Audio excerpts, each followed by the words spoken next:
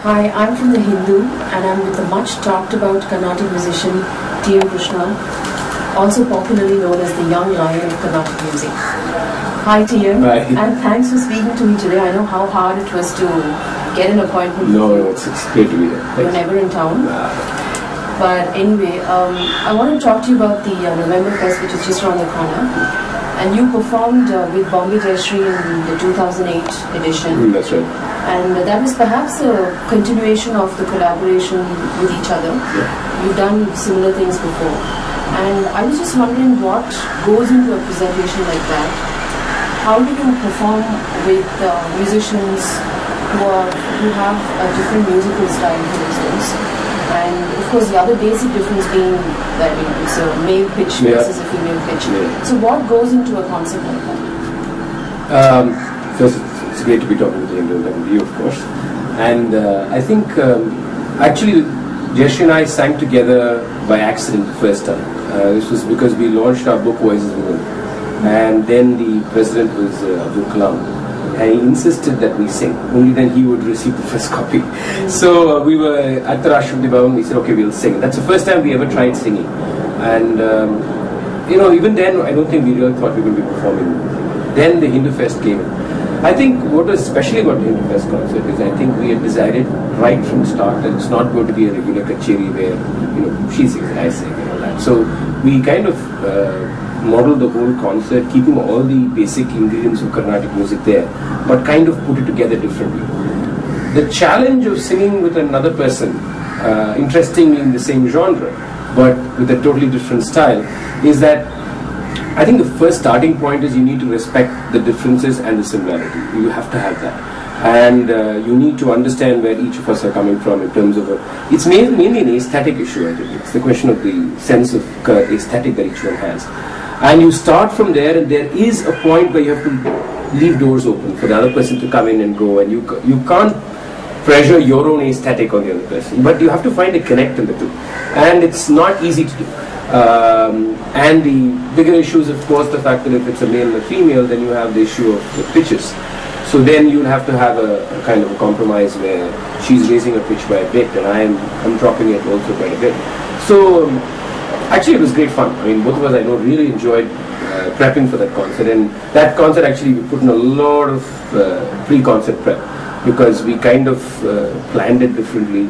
What we actually did is I remember we I think initially started together, we sang one piece, and I think we took one Ragam Tanam Pallavi where we included different languages from Urdu to Tamil to Telugu, and we included different ragas and made it like an exchange, a huge exchange happening.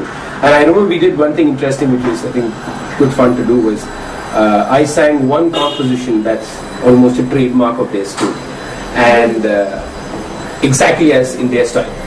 And she took one composition which is of what Shamui Mama was singing from our school and sang it with no changes in the Sangeet. It was interesting to do. And I remember we ended, we did something which we brought two tilanas together. We brought a Puchi Srinasengar tilana and a Lalgudi tilana, both Khamas tilanas. And we sang it like one composition.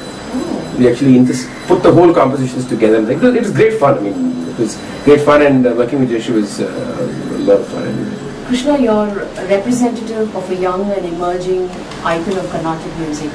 You're quite contrary to the image of a staid and stodgy Carnatic or classical artist.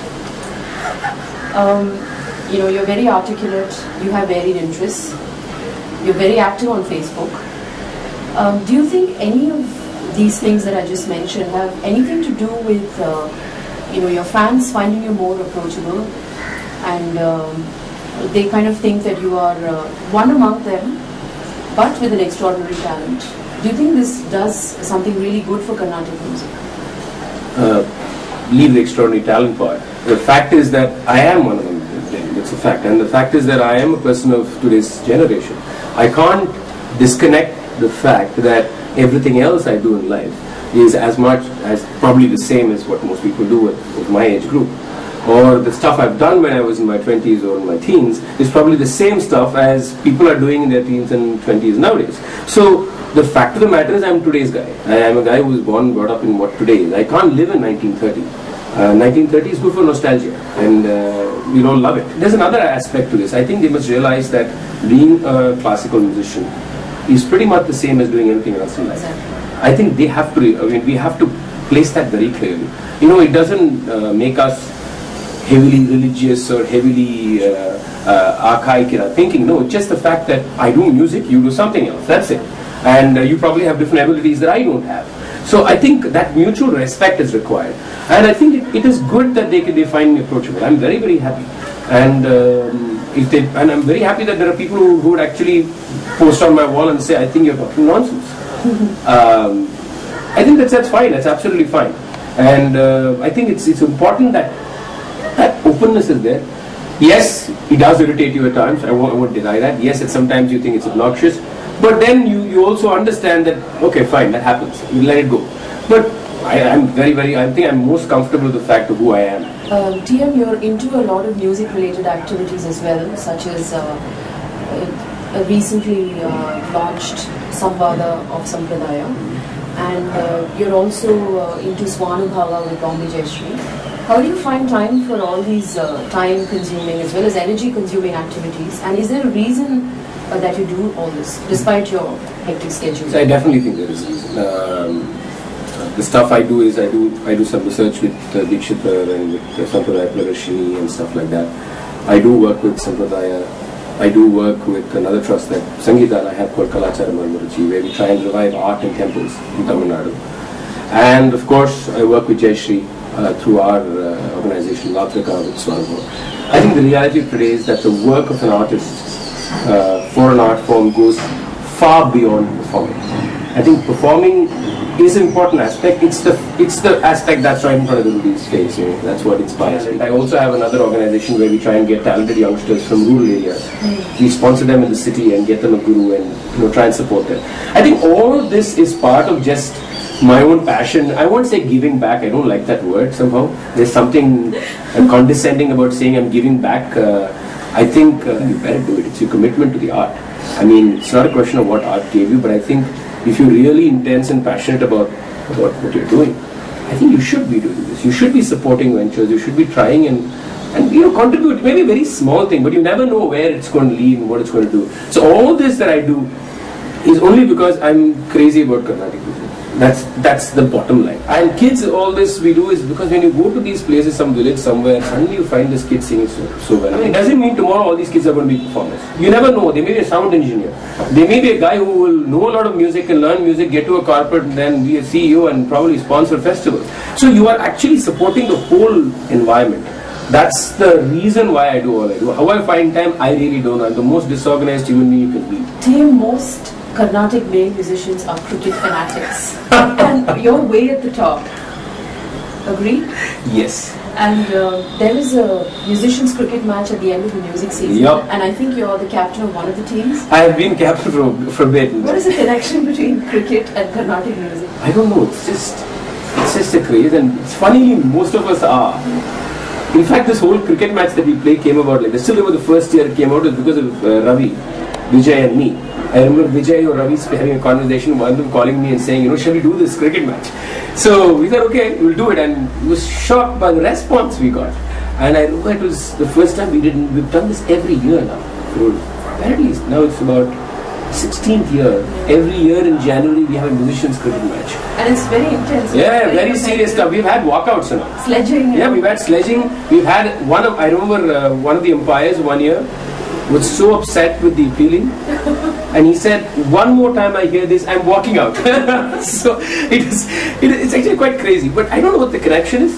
But we've gone crazy. I still remember days. I remember the World Cup semi-finals. I think when Sri Lanka was playing India, and I had a concert. And those were the days of pagers, not cell phones. Right. And I remember that's the match we collapsed after Sachin got out. I know everybody remembers the match when Kambli cried and walked out of the field. I mean, nobody forgets that match. I still remember I had a concert at Nagarjuna Sabha, but I wanted to know the score. So I had my Mridangis have his pager actually placed in front of me. And the pager would give an update, you know. So after every wicket goes, I'll say, oh goodness gracious, we're losing. I even had at Hamsadhwani once when I was singing, the secretary, I was so upset I had accepted the concert. I told him I would have cancelled it if I know India's playing New Zealand that day. I remember he came in between some alapana or something and gave me a piece of paper. India won, please sing happily. Krishna, during a recent New Zealand trip, you did bungee jumping. Yup. And I think that post on Facebook got the maximum number of responses amongst Carnatic music circles on Facebook. Yeah. What is that experience about? How It was unbelievable. If I talk about it, I'll talk about it for hours, but I'll keep it short. I wanted to do it.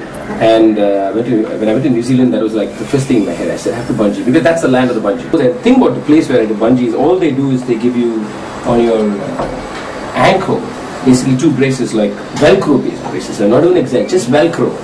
And the bungee is in between you down. And there is no waist belt, there's nothing. But the experience was unbelievable. It's something out of this planet. It's basically the scary part, I think, of the bungee is that you have to jump. And when you fall, you don't see a rope, you see basically water right there.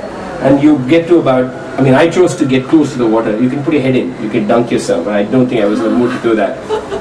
So you get about 1 meter and then you're just thrown back about 60% of the way. 4 times, you're just thrown like that. Oh, but it's unbelievable. Thanks, Krishna, so much for speaking to us so openly and so readily. And It's I fun can't to let talk you to go Okay. without singing for us. Okay. நடமாடி திரிந்த கிடது காவுதவாமல் நடமாடி திரிந்த கிடது காவுதவாமல் உடமானதே என்று சொல்லுவீரையா நடமாடி திரிந்த கிடது காவுதவாமல் உடமானதே என்று சொல்லுவீரை